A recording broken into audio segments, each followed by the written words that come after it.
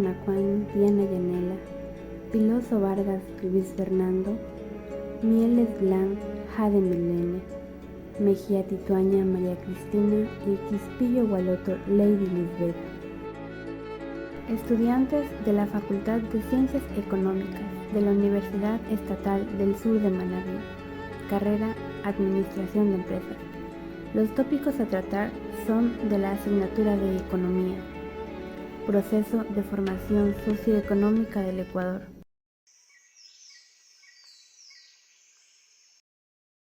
¿Qué significa Avia Yala? Esta proviene de dos palabras. Ave, que hace referencia a la sangre, y Yala a la tierra, por lo cual significaría tierra de sangre. Este nombre es originario del pueblo Cuna, amerindio, de Panamá y Colombia, antes de la llegada de los europeos. Según la historia del pueblo Cuna, la tierra ha evolucionado hasta el día de hoy en 4 etapas, cada una perteneciente a un nombre distinto del continente: Hualangunyala, Dagargunyala, Yalandinguanyala y por último el Avia Yala, tierra de sangre. Y ya lo dijo Enrique Dussel, que el denominado descubrimiento de América fue tan solo el descubrimiento de los pueblos indígenas que habitaban en el Avia Yala, tierra de sangre, actualmente mal llamado América.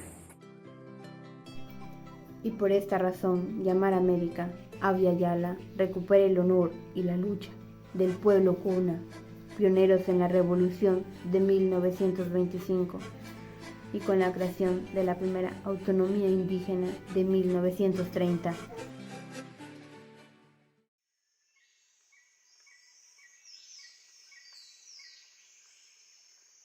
Grandes civilizaciones de Mesoamérica, cultura, economía. El conjunto de civilizaciones que dieron vida a la cultura mesoamericana constituyen piezas inamorables. Llamado mosaico, cultura construyendo una civilización que compartía muchas cualidades, convirtiéndose en la región de América con culturas superiores al resto de continentes hasta la llegada de la conquista. Su población se organizó bajo un mismo esquema jerárquico que se manifestó en construcciones de palacios y templos. Establecieron creencias religiosas, manifestaciones artísticas y conocimientos científicos de la historia, haciéndolos ver como una de las más grandes civilizaciones. Las civilizaciones precolombianas se encontraban localizadas donde actualmente es el área de México, Guatemala, Belice, Honduras, El Salvador, Nicaragua y Costa Rica. La conquista de los diversos pueblos mesoamericanos en el siglo XVI marcó el inicio de una nueva época. La imposición de un régimen colonial proviene de una tradición cultural diferente que provocó un mestizaje en diversos niveles e intensidades. La cultura olmeca es considerada como la madre del resto de las civilizaciones mesoamericanas. Existió durante el periodo preclandestino medio, ocupando 3 centros ceremoniales diferentes. Cultura zapoteca fue una de las principales culturas de la zona llamada Oaxaca, que se situó en la región durante el año 1800 a.C.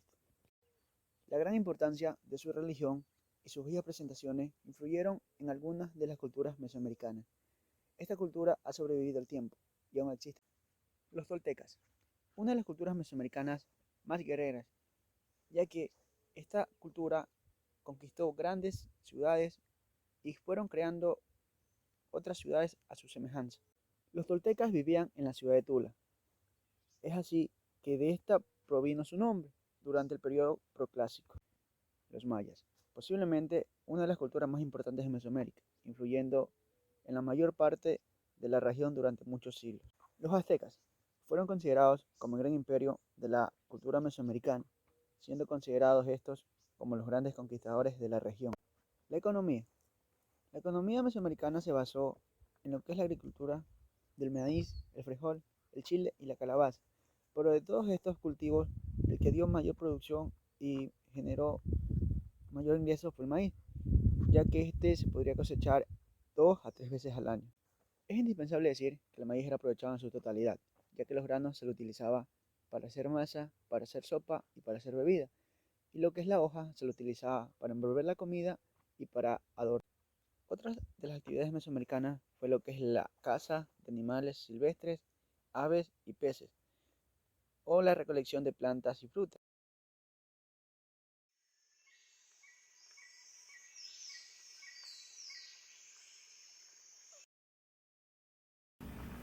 Formas económicas de dominación colonial.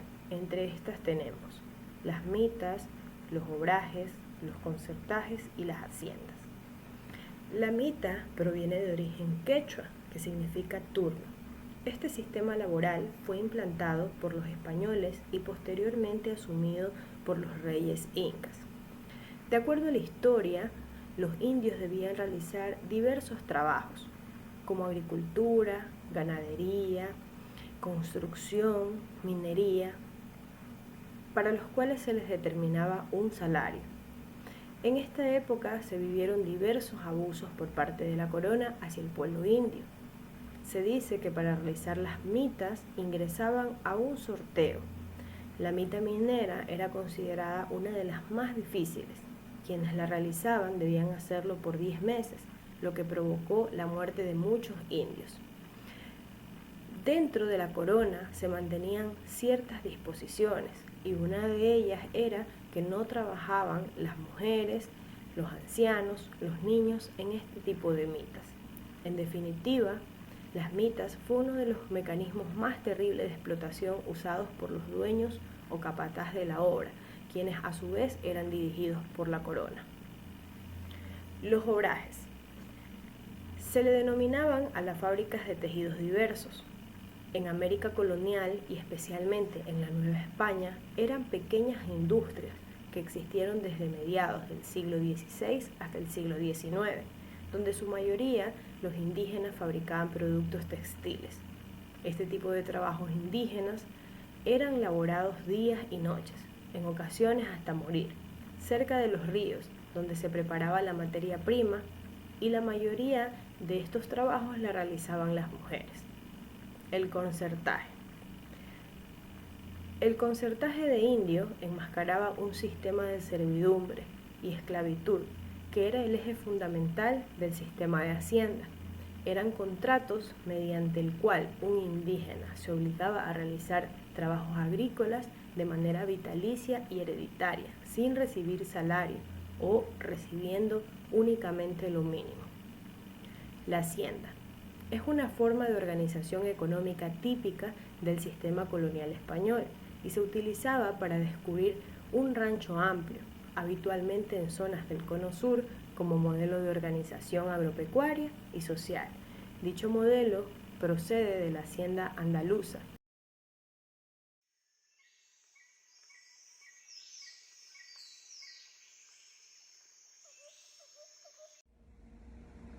La cantidad de pobladores indígenas era realmente desconocida desde antes de la llegada de los españoles, pero sin embargo se estableció una cifra de 13 millones indígenas. Esta población estaba distribuida de una forma desigual.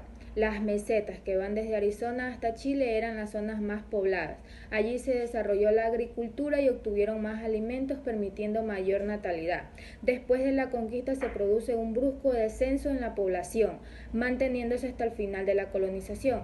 Para 1825 los indígenas no superaban los 8 millones de personas, debido a fuertes causas. Estas fueron las muertes provocadas por la conquista, el trabajo forzoso y los malos tratos a los que fueron sometidos, las nuevas enfermedades traídas por los europeos y africanos que fueron la viruela y el sarampión, el modo de vida provocada por el dominio español y el mestizaje.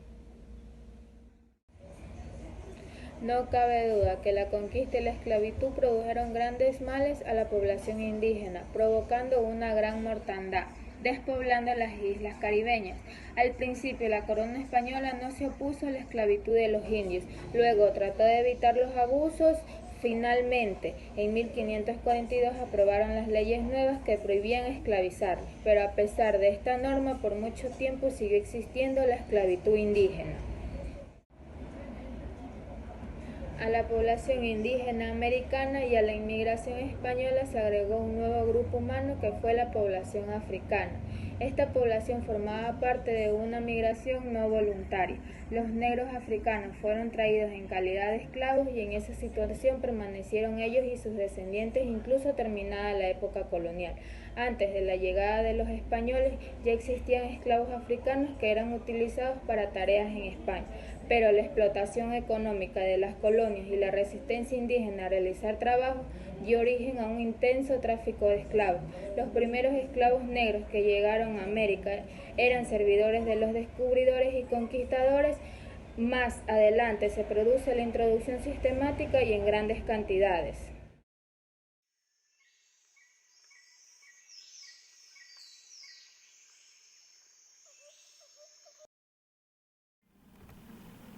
La consolidación del capitalismo y las tendencias centroperiféricas. El capitalismo surge con la Revolución Industrial en 1750 y todos estos modos de transformación de la economía estuvieron atados a diferentes procesos.